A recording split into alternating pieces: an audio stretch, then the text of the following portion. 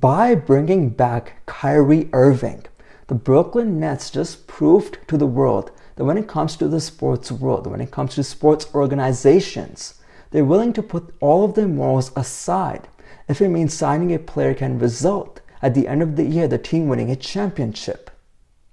It does not matter whatever the crime the person has committed. It can be heinous crimes such as murder. It can be things like rape. It can be things like sexual assault against women. It can be domestic violence actions against their wives or against their girlfriends. It can be beating their kids. But if he's allowed to play in the NFL, if he's allowed to play in the NBA, and teams quickly realize that the person is able to perform, and he's able to actually perform at a high level, that can result in their organizations, in their business, winning at the end of the year, winning the championship, winning the Super Bowl, winning the Larry O'Brien trophy at the end of the year. They throw all of their morals in the gutter and sign the player that comes with all of that baggage because they only care about winning. And that's what the Brooklyn Nets just proved. Their owner at the start of the year came out strong and hard about the vaccination.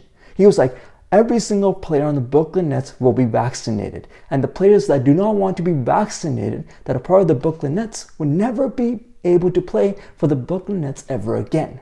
And he came out against Kyrie. He said, Kyrie, get vaxxed or go home. And he sent Kyrie home. But as the season started progressing, he saw how the team was playing. He was like, we're number one in the East. Kevin Durant is playing at an MVP level. He's playing like the best player on the planet. But the players that I look around that's playing with Kevin Durant, James Harden has been an MVP player, but he does not look like the same player. He does not look like the same player that we bought from the Houston Rockets. He looks overweight. He's not taking the same shots. He's not making the same shots. He's not going to the hoop. He does not look like the same player that won the MVP. He does not look like the same player 2 years ago. There's something wrong with James Harden. And if James Harden keeps performing at this level, where he's giving us 20 and 10, we might not even get out the East. Teams like Milwaukee Bucks, who have more depth, have the players like Giannis, who can dominate us in the paint, might actually beat us in a 7-game series. That's what the owner was thinking. And he's like, I care more about winning than I care about my morals. Yeah, I have this strong belief about the vaccination, but I put so much effort into winning. I want to win. That's why I brought Kevin Durant. That's why I brought Kyrie. That's why I brought James Harden. I want to win right now. Screw it. Kyrie, come back to the team. I need you. He goes and begs Kyrie to come back and join him on the Brooklyn Nets.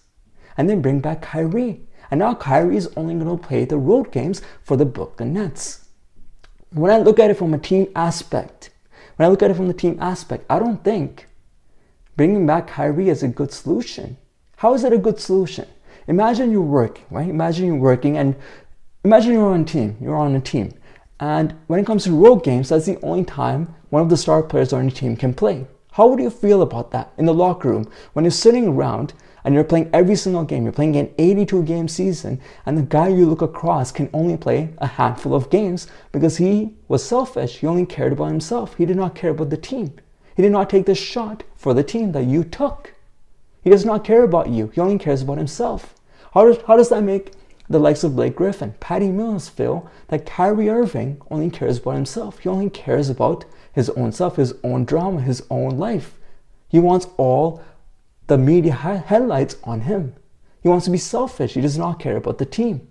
That's the one reason I think it's not going to work, because players are going to look around and be like, Kyrie, what's he doing here? He only plays a handful of games. He only plays on the road games. We don't even have team chemistry. Team chemistry is going to be ruined.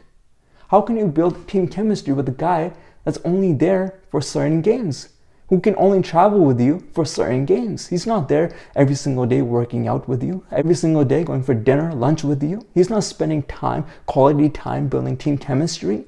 He's not there when you're joking around. He's only there for a handful of games. There's not going to be good team chemistry. And when it comes to the court, if he's only playing a handful of games, how are you going to build team chemistry? How are you going to know where Kyrie likes to get the ball? What Kyrie likes to do when he gets the ball? Where Kyrie likes to take shots? How are you going to build that chemistry? And when it comes to the playoffs, are you telling me that you're going to go play against the Milwaukee Bucks and Kyrie is only going to play 4 games or maybe 3 games depending on the home court advantage? How will that work? So telling me Kyrie's only going to show up for like game 3 and 4 and 6 against the Milwaukee Bucks and give you 20 points and hopefully you win the series against Milwaukee, hopefully you win the series against Philadelphia. Not only that, but look at the drama that's going to create for the likes of Kevin Durant. Every single interview that Kevin Durant will have to do going forward now will be, yeah, so is Kyrie vaccinated? Yeah, is Kyrie traveling with you guys today? Did Kyrie test positive for COVID? Every single interview that Kevin Durant's going to do, it's not going to be about how the Brooklyn Nets performed. It's not going to be about how the Brooklyn Nets can get better or how they're get better. It's going to be about Kyrie Irving. Every single question is going to be about Kyrie Irving. And they're going to get sick of it. He took a selfish action. He only cared about himself. He did not care about others. And he did not take one for the team like everyone else has on the Brooklyn Nets. And I think the teammates are going to look at him sideways and it's not going to work out because he's only going to play a handful of games. And the Brooklyn Nets proved to the world that the sports world are hypocrites. They only care about championship. They care about money. And they're willing to put all of their morals in the gutter if a player who's done awful shit, who's got awful baggage, can get them a championship. They would do anything for that.